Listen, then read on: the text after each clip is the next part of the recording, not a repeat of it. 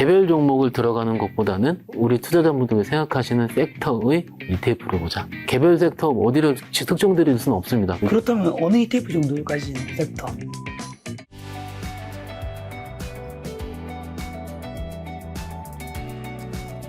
부장님 증권사에 지금 입사한 지 몇 년 되셨죠? 저 19년 됐습니다. 그러면 고객들 계좌를 많이 보셨잖아요. 많이 보고 있죠. 예. 그 고객들에서 제가 뭐 어디서 듣기로 대부분 계좌에 마이너스 난 것들이 굉장히 많다고 하는데 그 이유로 플러스 난 거는 수익을 확정시키고 싶고 손실 난 걸 확정시키고 싶지 않으니까 그러다 보니까 마이너스가 많다고 하던데 그게 정말인가요? 많이 있습니다. 많이 있고 제가 아까 서두 기억하시죠? 인사말. 장이 올라도 문제, 빠져도 문제입니다. 주식하시는 분들은. 오르면은 삼성전자 하이닉스만 오르고 혹은 내가 갖고 있지 않은 바이오 큰 거 몇 개만 오르고. 그런데 여러분들이 아니죠. 몇몇 분들이, 힘드신 분들이 가지고 있는 몇몇 바이오는 이미 5분의 1 토막이 나 있는 상황.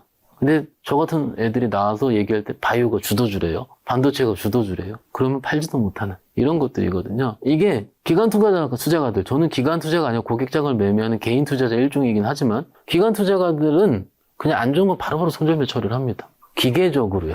이게 지금 서두랑 일맥상통할 수가 있는데 코스닥 시장이 되면은 뭐 될지 안 될지 좀 열어봐야 되겠지만 되면은 더 외로우실 수가 있을 겁니다. 왜냐면 삼성전자 하이닉스 50% 오른 것도 배 아프죠. 그런데 내가 봤던 개별주 따블라거나 이런 경우 금방 나옵니다 또. 그러면 더 배가 아파요. 그렇지 않습니까? 아마도 여러분들께서 지금까지 우리가 특히 2025년도 투자자들 혹은 저 같은 사람들이 나와서 하는 거는 숫자 혹은 뭐 주도주 혹은 조방원 혹은 금반지 같은 뭔가 시대를 관통하는 것들이 많이 올랐고 거기서 매매를 하셨을 겁니다. 그게 좋죠. 실적도 좋고 성장도 좋은데. 그런데 막상 시장은요 또 얄궂게 바뀝니다. 그래서 여러분들이 지금 힘들어하는 개별주도 언제든지 올라올 수 있기도 있습니다. 제가 보기 그렇거든요. 워낙 많이 빠졌으니까. 그래서 너무 기죽을 필요도 없고 그렇지만은 무분별하게 또 난 이건 될 거야 이런 것도 안 됩니다. 그래서 열정과 냉정 사이 이거 항상 말씀드리고 있습니다. 그리고 최근에 보면 뭐 SK하이닉스도 최근 몇 년 만에 몇 배나 올랐고 엔비디아도 뭐 수백 배 몇 년 더 올랐는데 혹시나 개별 종목에 큰 돈을 투자하는 사람 중에서 우리가 뭐 엔비디아 같은 거 보면 옛날과 지금 비교하면 옛날에 뭐 1억 넣었으면 지금 300억 됐다 이런 얘기도 있고 한데 그렇게 어느 정도 그래도 억 단위 금액을 넣었는데 이 수익이 날 때까지 끝까지 가지고 가는 계좌가 거의 있긴 한가요? 이게 있습니다. 이게 있는데 그분들을 슈퍼개미를 하겠죠. 예, 그리고 그분들은 저한테 몇 퍼센트나 정도 있을까요? 저는 1% 언더라고 봅니다. 1% 언더. 예, 0.0 몇 %일 수도 있고. 그분들 왜 끝까지 가져가죠? 어떻게? 믿음이죠. 믿음이고 과거에 그 전에 그렇게 버셨습니다.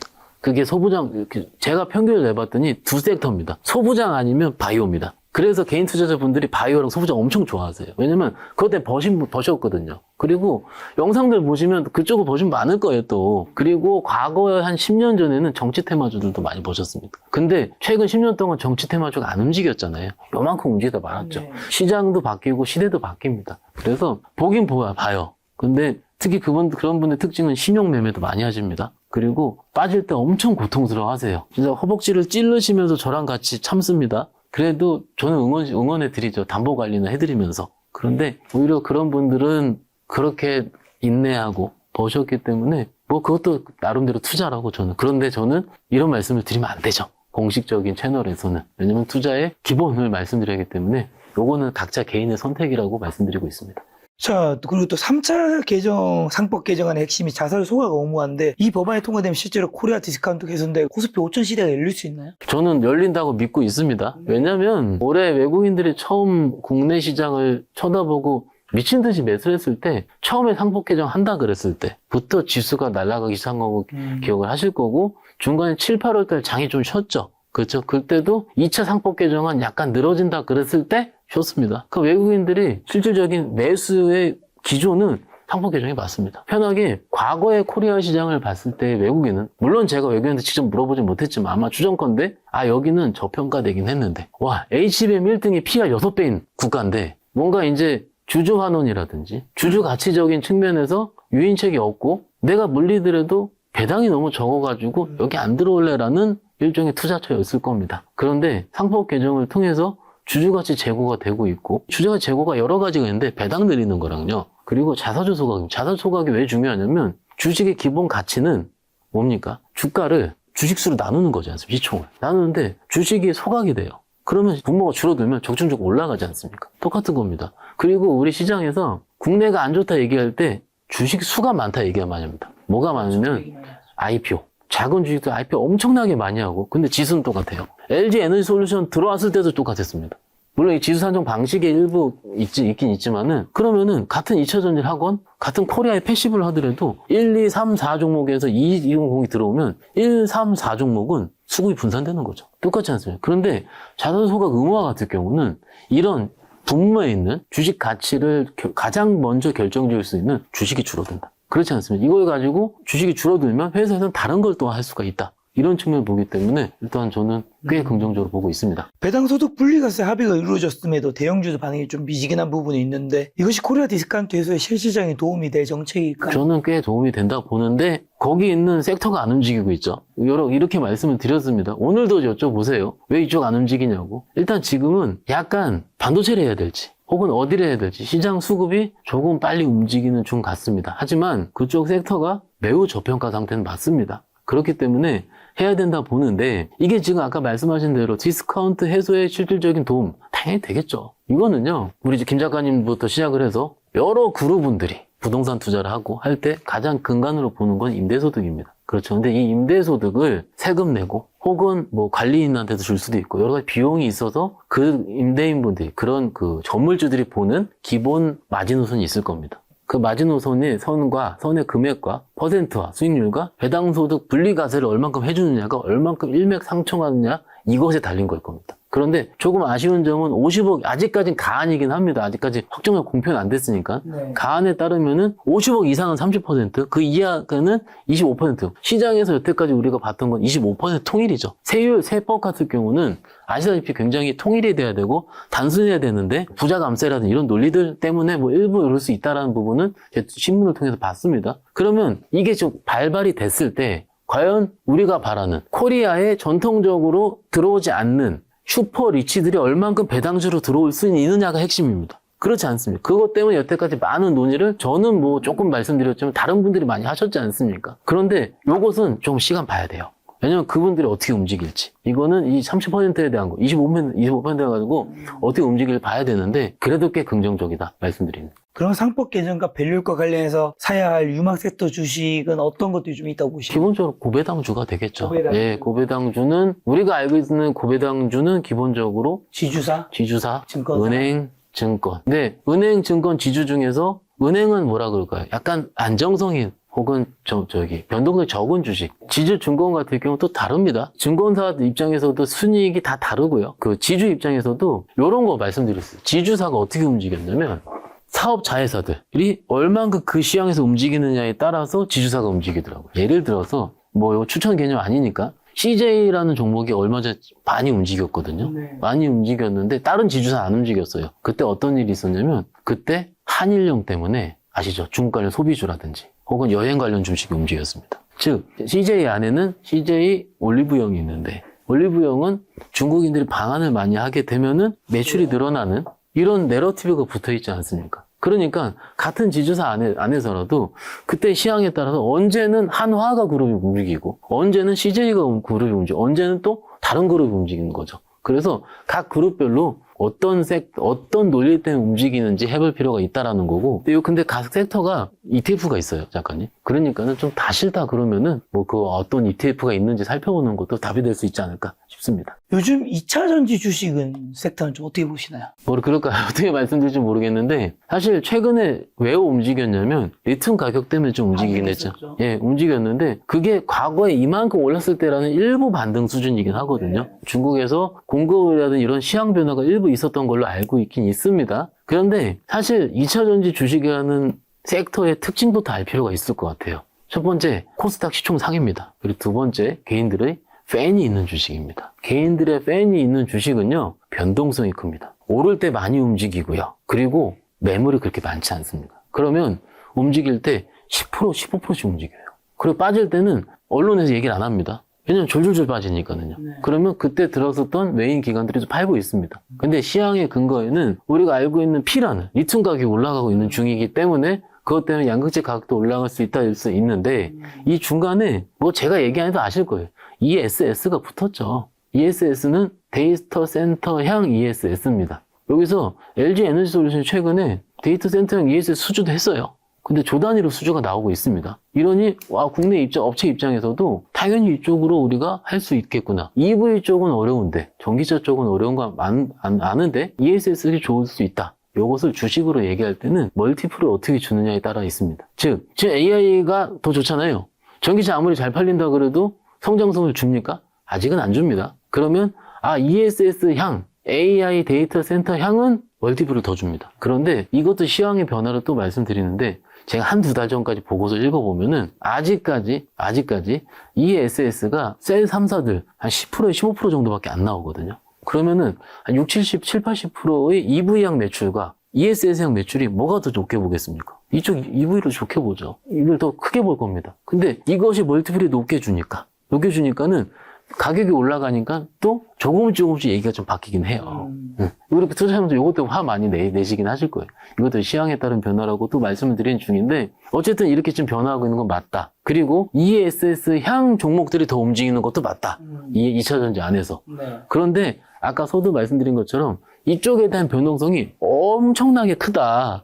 네. 엄청나게 크다. 이것은 우리가 그 종목에 대한 혹은 그 섹터에 대한 특성에 따라 달랐다. 이렇게 말씀드리고 있습니다. 혹시 2차전지 주식 지금 저가 매수 기회로 삼아도 되는 시점이라고 보시나요? 저 촬영의 기술 많이 올랐기 때문에 좀 그렇고요. 빠질 때마다 분할 매수는 유효해 보이긴 합니다. 그런데 제가 우리 일부에 코스닥 시장 잠깐 말씀드렸는데 코스닥 주식이 매수가 들어올 때 저랑 김 작가님 같은 개인이 그냥 사는 거 액티브라 그러죠. 네. 그런데 패시브도 많습니다. 그런데 2차전지 안에서는 패시브가 많아요. 그렇죠? 에코프로 BM이라든지 이런 에코프로 그룹주들이 시총 상위에 있기 때문에 여기서 한번 움직이기 시작해서 그리고 심지어 매도가 적다라고 매물이 적다라고 말씀을 드렸지 않습니까? 그러면은 프로그램 매수 조금 늘으면 많이 올라가요. 그렇죠? 그러면 이것의 특성을 먼저 말씀을 드리고 싶은 거고 그러면 빠질 때 봐야죠. 빠질 때. 이미 지금은 어느 정도 코스닥 시황이 움직임에 따라서 그런데 우리 투자자분이 생각하실 때 코스닥 더 가. 그럼 일부러 들어가요. 일부러 좀 보긴 봐야죠. 그렇죠? 이런 거라서 시황에 따른 겁니다. 시황. 정말로 12월에는 많은 시황이 있고요. 제가 최근에 읽은 보고서 보니까는 다음 실적 나올 때 좀 빠지면 보자라는 보고서 본 것 같습니다. 그렇죠? 이게 실질 매매와 또 다를 수가 있습니다, 여러분들. 그래서 조금 더 면밀하게 살펴보자. 중국의 리튬 공급 조절로 이제 전고체 배터리 기술 개발 소식도 들려오는데 트럼프 정부의 중국 배제 정책이 내년에 또 본격화되면 그러면 K벤터리가 반사이익은 확실히 더 챙길 수 있는 건가요? 확실하게 튕길 수가 있죠. 이거는 지금뿐만이 아니고 리튬 구조조 어제 나왔고 지금 수주로서 엔솔 수주부터 시작해서 국내 업체들이 계속 수주가 나오고 있습니다. 이런 부분들 때문에 이것을 확인을 해야 되는데 막상 유럽 전기차 시장 있잖아요. 여기가 2023년도에서 2025년도 점유율 많이 빠졌어요. 그렇죠. 네. 점유율이 빠진 건 맞습니다. 물론 내년이 늘어난다? 그러는데 그건 또 유럽 시장 규제 봐야 되고요. 미국은 또 IRA 또 보고 봐야 됩니다. 규제 또 트럼프 정부에서. 이것을 막상 2025년도 연말에 제가 뭐 그렇게 좋아진다라고 그럴싸하게 예측할 능력은 되지 않습니다. 저는 시황을 통해서 왔다 갔다 혹은 시황을 통해서 좀 어떻게 보면 좀 영민하게 시장에 반응하는 사람이기도 하고요. 그러나 최근에는 안 좋은 걸 더 많이 반영한 건 맞습니다. 맞고요. 다음 분기 실적이 아마도 1월 한 중순부터 발표를 할 거예요. 그러면 좀 길게 보시는 분들 입장에서 봤을 때는 오히려 실적 확인하고 하는 것도 나쁘진 않다라고 말씀드립니다. 자, 오늘 다양한 섹터 점검해 주셨는데 만약 지금 현금 1억 있는 분이라면 어느 섹터에 좀 투자를 하면 좀 좋을까요? 오늘 좋게 얘기하신 거는 뭐 반도체, 바이오, 로봇, 그다음에 코스닥 지수 좀 좋게 얘기하신 것 같고. 근데 지금 움직이고 있기 때문에 민망한데요. 움직이기 때문에 좋다라고 말씀드렸을 수도 있을 것 같아요. 근데 앞으로도 그래 보이긴 하는데 각 섹터별로 논리가 있을 겁니다. 그런데 현금이 1억 있으시고 처음 포트폴리오를 꾸린다는 입장에 봤을 때는 저는 30% 이상은 항상 현금. 이거는 개인적인 소신이고요. 네. 30% 현금 있을 때 지지난주처럼 AI 버블론 있을 때 손절 안 칩니다. 일단 이게 기본의 포트폴리오 일환이고요. 두 번째는요. 개별 종목을 들어가는 것보다는 우리 투자자분들이 생각하시는 섹터의 ETF를 보자. 개별 섹터 어디를 특정드릴 수는 없습니다. 그런데 그래 제가 매매를 해보니까 그래야지 털리지 않습니다. 털리지 않는다는 표현이 뭐냐면 진짜 아까운 거예요. 갈 건 아는데 공부를 해서 사놨는데 A, B, C, D라는 같은 섹터에 다른 종목이 있다 치겠습니다. 근데 중간에 털려요. C는요 실적이 조금 덜 나왔어요. 업종은 다 좋아요. 그렇게 되는 걸 많이 봐왔기 때문에 오히려 이럴 때일수록 정말로 업종의 논리가 살아있는 걸 확인하신다면은 ETF로 좀 보자라는 거고요. 예, 일단 이거 좀 그렇다면 어느 ETF 정도까지는 섹터? 지수. 일단 지수가 올라올 때, 지금 제가 몇 달 내내 지수 많이 몇 번 말씀드리긴 했었는데, 지수도요, 5,000포인트가 뭐 갈지 안 갈지 모르겠지만, 일단 최근 한 달 동안 쉰 건 맞아요. 코스피부터 시작해서. 코스닥도 코스피 4,000 대비해서 쉰 것도 맞고요. 그러면 이것을 지수, 근데 저희가 이런 말씀 많이 드리거든요. 지수를 비트하기가 어렵다는 얘기 많이 해요. 매매 입장에서. 실질적으로 계좌 수익률이 그렇다. 전체 계좌 수익률을 봤을 때, 제가 1억을 했을 때 1,000만 원만 들고 있는 A 종목이 지수 2배 이길 수는 있죠. 전체 봤을 때 잘 못 이깁니다, 지수를. 지수가 상방향이 있어요. 지금 강세장인 건 제가 강세장 아니라고 그럴까요? 누가 믿겠어요? 강세장 맞습니다. 그렇지 않습니까? 그러면 강세장 안에서는 기본적으로 놀린 지수입니다. 지수. 예. 그리고요. 지수 ETF. 그리고 예. 다른 섹터 ETF에서는 또 아까 반도체. 반도체. 좀 너무 이렇게 다 얘기하시는데 반도체 숫자 된다.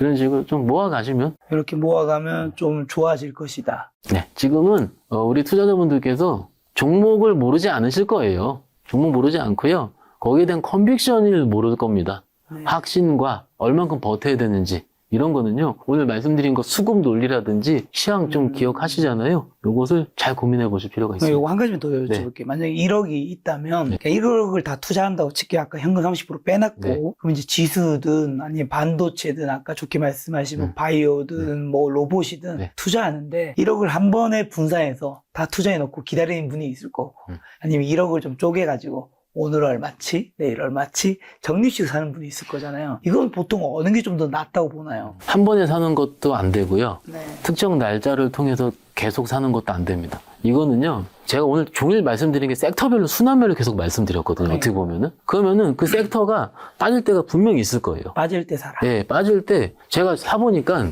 3번 사면 제가 물리지 않았더라고요. 예를 들어서 그 섹터가 1억 중에서 내가 1,500만 원치를 살 거다 라고 정해졌으면 500씩, 500 빠진 날마다. 그리고 그 다음 섹터가 그럼 제가 안 샀던 것도 올라가고 있겠죠. 이건 빠지고 있으니까는. 그 여기가 다시 빠질 때. 조금 귀찮은 작업일 수가 있습니다. 그리고 한 일주일 하시면은 1억 중에서 30% 3,000 빼고 한 1,500밖에 안 사져 있어요. 그렇죠? 이건 올라있고 이건 빠져있고 다 안 샀으니까. 그런데 이러면서 포트폴리오가 짜여집니다. 제가 개인적으로 손님들한테 처음 손님들 얘기할 때 포트 짜질 때까지 한 한두 달 걸립니다라고 말씀을 드리거든요. 왜냐면은 사람마다 다르잖아요. 어떤 종목 들고 있는지 다르고요. 그 새로 시작을 할 거면은 그때 맞는 거가 빠져있을 때를 나눠서 사야 되거든요.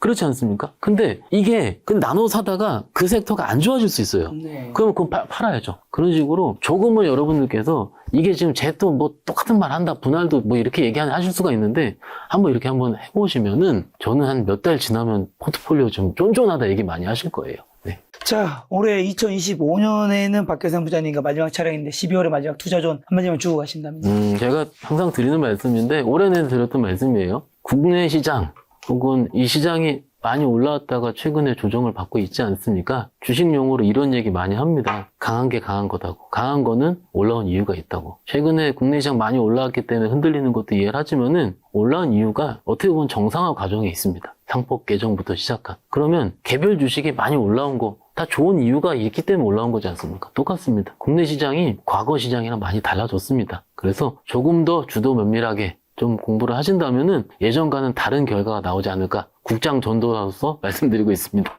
네, 오늘 만날 손님은 박계상 부장님이었습니다. 지금까지 소중한 시간 함께해 주셔서 정말 감사합니다. 오늘도 김 작가였습니다. 고생 많으셨습니다. 감사합니다.